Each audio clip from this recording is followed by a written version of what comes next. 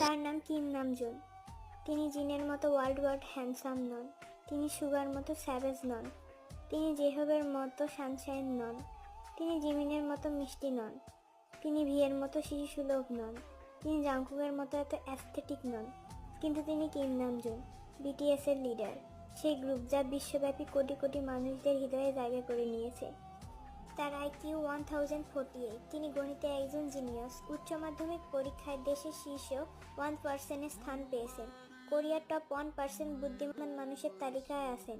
তিনি কোরিয়ার civil service পরীক্ষায় প্রথম স্থান অর্জনকারী, ট্রেস of English for international communication এর স্কোর 90,000+,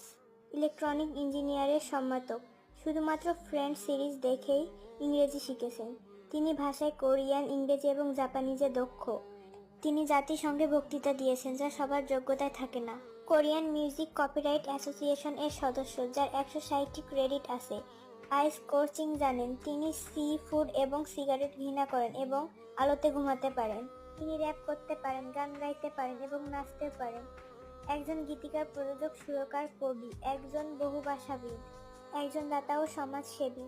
বই পড়ার ভীষণ শখ, প্রকৃত প্রেমিক, ফ্যাশনের আইকন, তিনি একটি জীবন্ত শিল্পকর্ম, সর্বশেষ তার হাসি, বিশেষ করে ডিম্পল স্মাইল, সবার সেরা, কিম নামজুন, কেপঅপ ওয়ার্ল্ডের সেরা নেতা।